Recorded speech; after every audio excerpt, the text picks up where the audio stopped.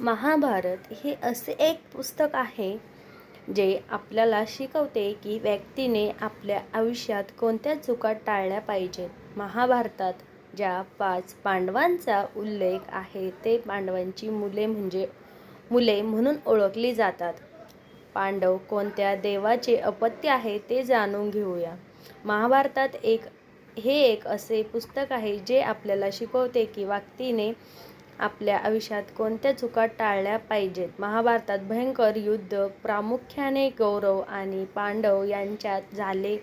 या युद्धात पांडव धर्माच्या रक्षणासाठी लढले. या युद्धात स्वतः भगवान श्रीकृष्णाने पांडवांना साथ दिली. महाभारतात ज्या 5 पांडवांचा उल्लेख आहे ते पांडूंची मुले म्हणून ओळखली जातात. कौरवाच्या उत्पत्तीसोबत पांडवांची उत्पत्तीबद्दलही एक अतिशय मनोरंजक कथा आहे. वास्तविक या 5चांचा जन्म कुंतीला दिलेल्या वरदानामुळे झाला. या 5 देवांना पुत्र मानले जाते. पांडव कथा कोणत्या देवाचे अपत्य आहे हे जाणून घेऊया. हा आशीर्वाद मिळाला आहे. एकदा कुंतीच्या सेवेवर दुर्वासी ऋषी खूप प्रसन्न झाले. मग तो कुंतीला एक मंत्र देतो आणि तो म्हणतो की या मंत्राचा जप करून ज्या देवाची आराधना कराल त्या देवाचा पुत्र प्राप्त होईल. नंतर कुंतीने या वरदानाचा उपयोग पुत्रप्राप्तीसाठी केला, कारण पांडूला शाप होता की जर त्याने आपल्या पत्नीला स्पर्श केला तर तो लगेच मरेल. अशा प्रकारे पांडव अस्तित्वात आले.